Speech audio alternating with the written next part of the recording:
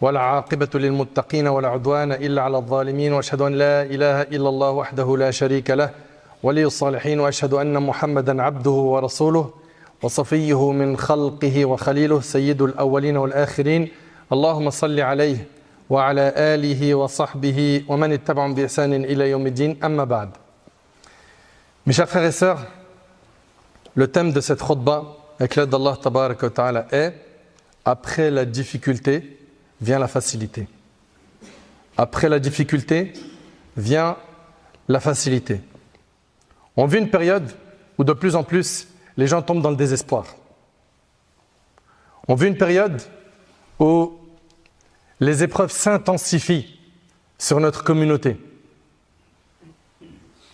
Les épreuves s'intensifient sur nos foyers, nos sociétés. Et nous avons malheureusement des gens de notre communauté, des musulmans et des musulmanes, qui arrivent à dire « ça y est, j'ai plus le moral, je l'ai perdu, j'en peux plus » et ça y est, ils sont au bout de leur vie. Toute personne musulmane, croyante, qui chemine vers Allah Tabaraka wa Ta'ala, qui connaît un minimum sa religion, sait que cette voie qui a été empruntée par certains, qui est le désespoir, est une voie d'égarement. Que cette épreuve te touche toi, ou les membres de ta famille, ou ta société, ou la communauté musulmane dans son ensemble, tu te dois de garder espoir en Allah Tabaraka wa Ta'ala. Et de garder en tête qu'il y a une loi divine qui ne changera jamais, qui est qu'après la difficulté vient la facilité. Après l'épreuve vient la délivrance. Et peu importe la difficulté de l'épreuve que tu endures, sache-le qu'Allah Ta'ala a établi comme règle pour les croyants, ses alliés, qu'après la difficulté vient quoi? La facilité. Mes chers frères, mes chères sœurs, Allah Tabaraka wa Ta'ala est sage dans ses décisions. Allah Tabaraka wa Ta'ala, tout son destin ne contient que de la sagesse. Et ça, j'aimerais qu'on le garde en tête. Allah Tabaraka wa Ta'ala est capable de tout. Il connaît notre situation. Il peut en un instant dissiper nos soucis. Il a, Tabaraka wa Ta'ala, la sagesse infinie. Allah Tabaraka wa Ta'ala, rappelez-vous qu'il est le sage, Azza wa Jal. Il ne nous prédestine que ce qui est bon pour nous, que ce qui sera un bien pour nous. Bien qu'il est possible que dans le four de l'épreuve, tu ne vois pas le bien, parce que en apparence, tu vois du mal. Mais dans ce mal, il y a un bien. Et nous sommes les serviteurs d'Allah. Notre raison est limitée, notre compréhension est limitée. C'est pour toutes ces raisons qu'il nous arrive de ne pas comprendre ce que l'on vit. Pourquoi j'ai été touché par cette épreuve? Pourquoi la communauté musulmane a été touchée par cette épreuve? Il faut que tu comprennes qu'il y a des choses qui nous dépassent, qui font partie de la sagesse d'Allah. Allah Tabaraka wa Ta'ala, lorsqu'il nous touche par un bien, qu'est-ce qui nous est demandé à nous croyants? Quand on est touché par un heureux événement, c'est de remercier Allah. Et quand on est touché par un malheur, c'est de faire preuve de patience, de revenir vers lui. Allah Tabaraka wa Ta'ala nous dit وَعَسَى أَن تَكْرَهُ شَيْئًا وَهُوَ خَيْرٌ لَكُمْ وَعَسَى أَن تُحِبُّ شَيْئًا وَهُوَ شَرٌ لَكُمْ وَاللَّهُ يَعْلَمُ وَأَنْتُمْ لَا تَعْلَمُونَ. Or, il se peut que vous ayez de l'aversion pour une chose, alors qu'elle est un bien pour vous. Voilà ce qu'il nous dit Allah dans le Coran. Et il se peut que vous aimiez une chose, alors qu'elle est un mal pour vous. Et Allah sait, et vous ne savez pas. Mes chers frères, mes chères sœurs, cette vie, on vous l'a déjà dit, elle n'est stable pour personne. Aujourd'hui, tu ris, demain, tu pleures. Aujourd'hui, tu as la santé, demain, tu la perds. Aujourd'hui, tu as de l'argent, demain, tu ne l'as pas. Aujourd'hui, tu es en sécurité, demain, tu ne l'es plus. Et Allah Tabaraka wa Ta'ala va nous faire basculer d'un état à un autre, car nous sommes dans une terre d'épreuves. Et il fait tout avec sagesse, Azza wa Jal. Et malheureusement, ce qui se passe, c'est que lorsque les musulmans sont touchés par une épreuve, au lieu de revenir vers Allah, ils vont blâmer le destin. Ils vont remettre en cause le destin d'Allah. Pourquoi Allah il me fait ça? Pourquoi moi? Et pourquoi pas lui? Et dire des paroles qui sont gravissimes. Au lieu de patienter, de faire preuve de reconnaissance, car même si on a été touché par une épreuve, sache qu'il y a pire. Et que dans cette épreuve, derrière Allah, t'a réservé un grand bien. Et Allah Tabaraka wa Ta'ala, il dit وَقَلِيلٌ مِنْ عِبَادِيَ الشَّكُورُ. Il dit, peu de mes serviteurs sont reconnaissants. Allahu Akbar. peu de mes serviteurs sont reconnaissants. Ça, c'est écrit dans le Coran. Et comme on vous l'a dit, on le répète, parmi les règles, les lois qu'Allah Tabarak wa Ta'ala a établies pour les croyants, c'est qu'après la détresse, l'affliction, il y a la délivrance. Après la difficulté, vient la facilité. Après être rentré dans le four de l'épreuve, il y a de nombreux bienfaits qui t'attendent si tu as bien tenu. Lorsqu'Allah Tabarak wa Ta'ala voit les gens dans le confort, que tout se passe bien pour eux et qu'ils se détournent de lui, Allah Subhanahu wa Ta'ala leur fait goûter à l'épreuve. Pourquoi? Pour éduquer leur ego, pour qu'ils se rapprochent d'Allah Tabarak wa Ta'ala, pour qu'ils cessent cette vanité, cet orgueil, pour qu'ils reviennent vers lui Subhanahu wa Ta'ala. Et c'est dès lors, écoutez attentivement s'il vous plaît, car ce point-là il est hyper important. Et c'est à partir du moment où la relation avec Allah s'améliore, le comportement s'améliore, l'âme se purifie.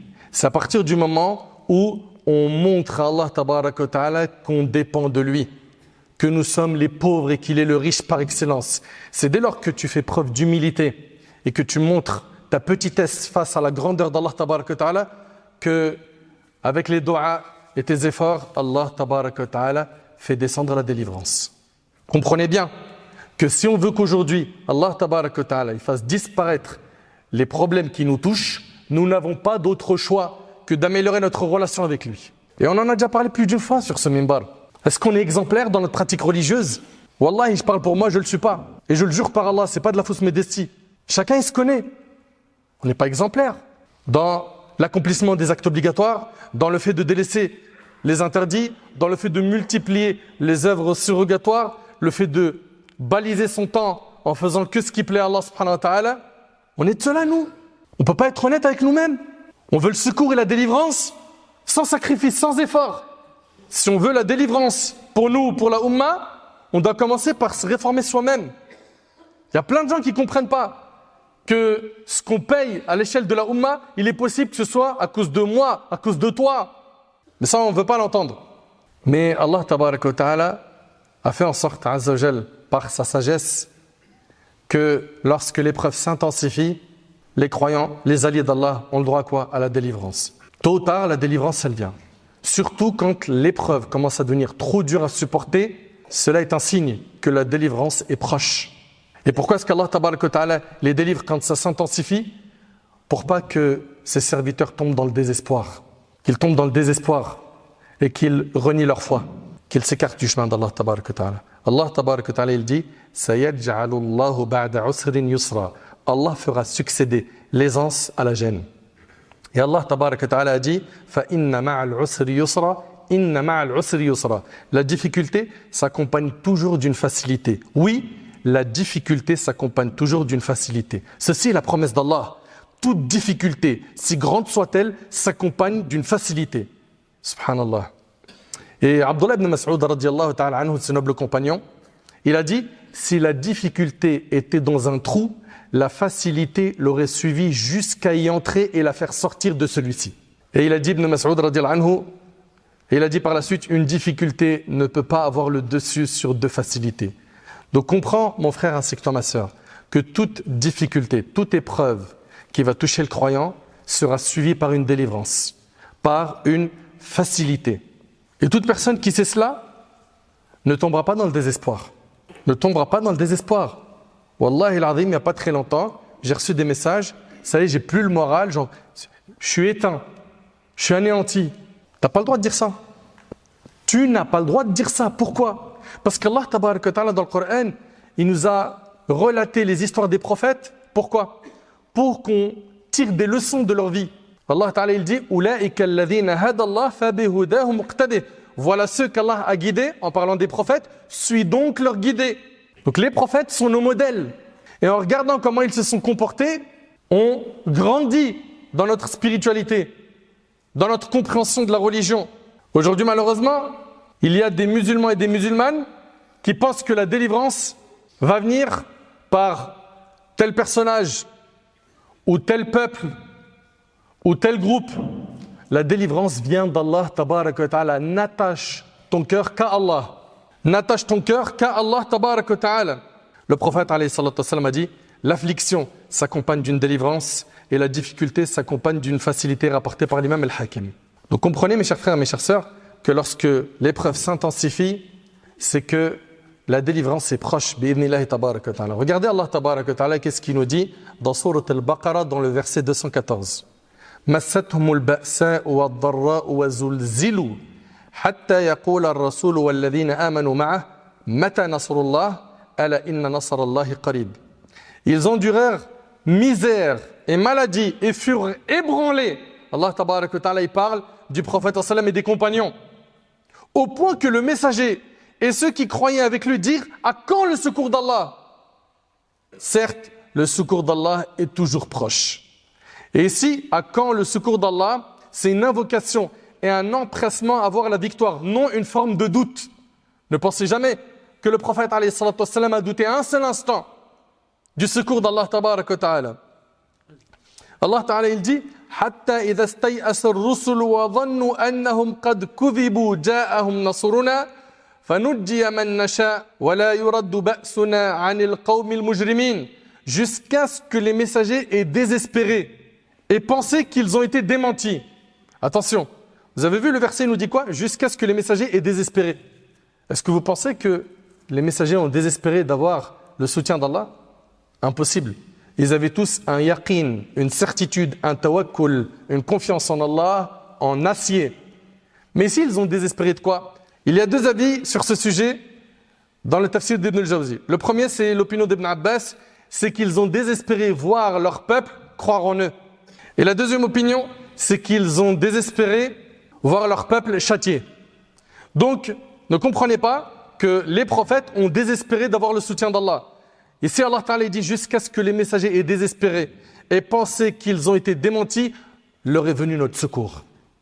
Ça s'est intensifié, ils ont eu le secours d'Allah.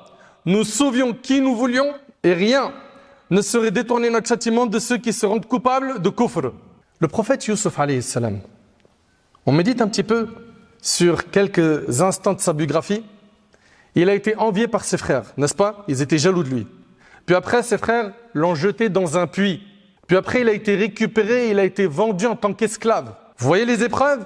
Puis après cela, on l'a accusé à tort d'avoir commis l'adultère avec la femme de l'Aziz.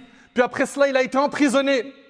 On voit ici que les épreuves se sont enchaînées dans sa biographie, n'est-ce pas? Et après cela, il est sorti de la prison en étant le ministre des Finances en Égypte. Allahu Akbar. Allahu Akbar. On ne tire pas de leçon de ce qu'on lit dans le Coran. Allah tabaraka wa ta'ala, il l'a fait passer par ces épreuves-là pour l'élever, pour lui accorder meilleur. Et nous, quand on est dans le four de l'épreuve, on oublie ces histoires. Cette épreuve-là nous montre qu'après la difficulté vient la facilité. Également le prophète Ibrahim alayhi salam. Le prophète Ibrahim alayhi salam, ils ont allumé un immense feu. Ils l'ont mis dans la catapulte et on vous l'a raconté je ne sais combien de fois ce récit. Puis ils l'ont jeté dans le feu. Allahu Akbar. قالوا حرقوه وانصروا آلهتكم إن كنتم فاعلين قلنا يا نار كوني بردا وسلاما على إبراهيم. Ils dirent: jetez-le au feu. C'est dans Sourate Al-Anbiya, versets 68 et 69. Jetez-le au feu et secourez vos divinités si vous voulez les faire triompher. Allah, il a ordonné au feu de ne pas brûler Ibrahim alayhi salam. Subhanallah. On sait qu'un feu, ça brûle. Allah tabaraka wa ta'ala a fait que ce feu qui normalement brûle n'a pas brûlé le prophète Ibrahim alayhi salatu wa salam. Et tout ça nous montre quoi? Qu'Allah tabaraka wa ta'ala est capable de tout. Gardez confiance en lui. Même si vous êtes abattu moralement, gardez en tête qu'Allah tabaraka wa ta'ala, après la difficulté, il apporte la délivrance. Le prophète Moussa alayhi salam, Wallahi al-azim, son histoire, qu'est-ce qu'elle est riche en leçons. Vous le savez qu'après un cauchemar, Pharaon il a décidé de tuer tous les nouveau-nés. Mâles, n'est-ce pas? Puis, la mère de Moussa vit cette terrible épreuve. Elle sait qu'à tout moment, Pharaon il peut prendre son bébé, Moussa, et l'égorger. Allah tabaraka wa ta'ala, par sa puissance, il a fait que Moussa, alayhi salam, il a grandi dans le palais de Pharaon, cet ennemi juré. Et Pharaon va se retrouver à entretenir Moussa sans savoir que c'est ce bébé qui sera la cause de la perte de son royaume. Puis, Moussa va grandir et il va rencontrer plein d'épreuves avec Pharaon. Et parmi elles, la célèbre que vous connaissez, lorsqu'il va partir avec Bani Israël pour fuir Pharaon et son armée et qu'il va se retrouver devant la mer. Il n'y a pas d'échappatoire. Il y a la mer en face, l'armée est derrière.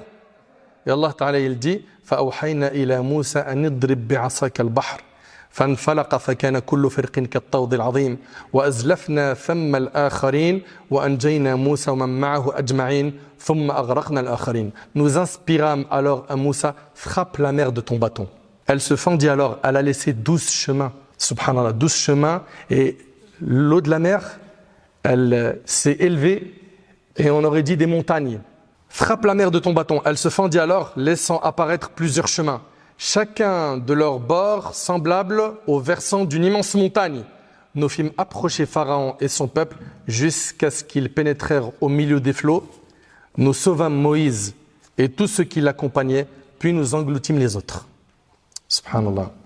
Pour Ibn Abbas, il y a eu 12 chemins dans la mer, un pour chaque tribu, et Allah envoya un vent qui assécha le fond de la mer, qui devint aussi sec que la terre ferme. Le prophète Yunus alayhi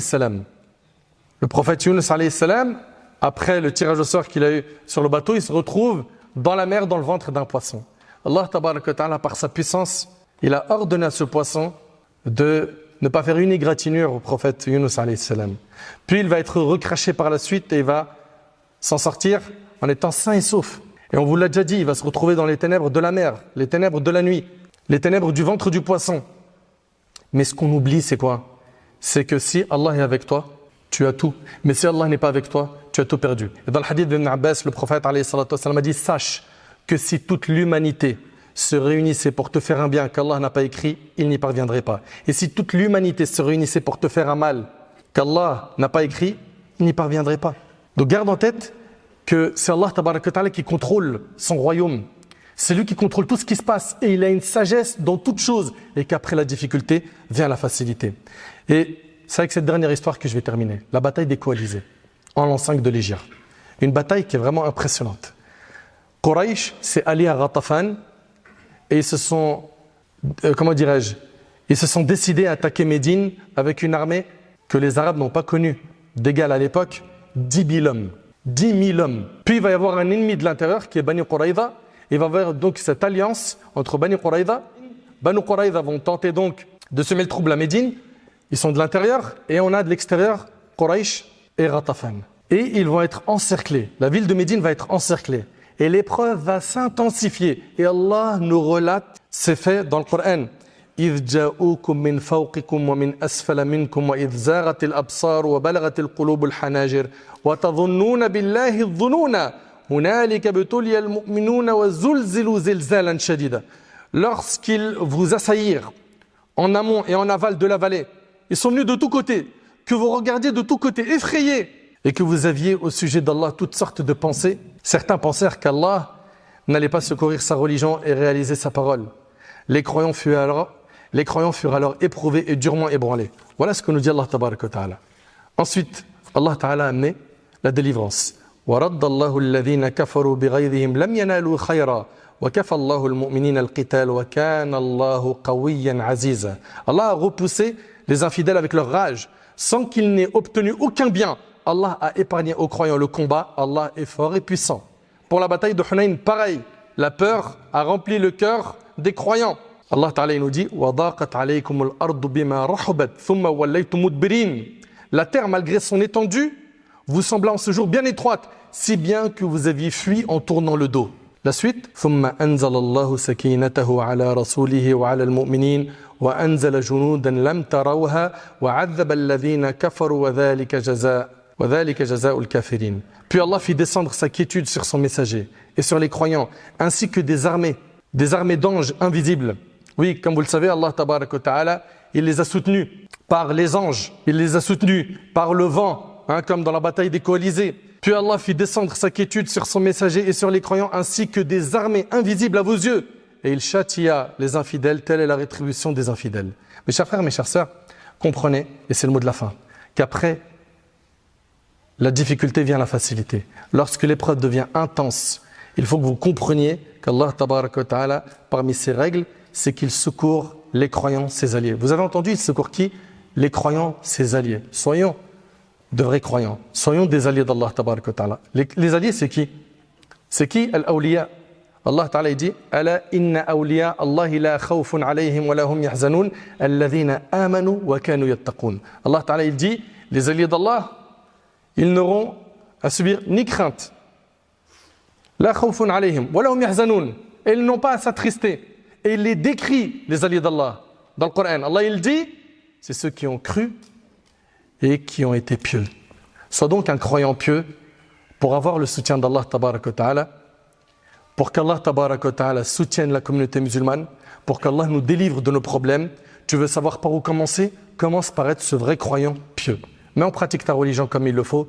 Invoque Allah tabaraka wa ta'ala avec recueillement. Fais des vraies prières, pas des gestes mécaniques. Apprends ta religion, évolue.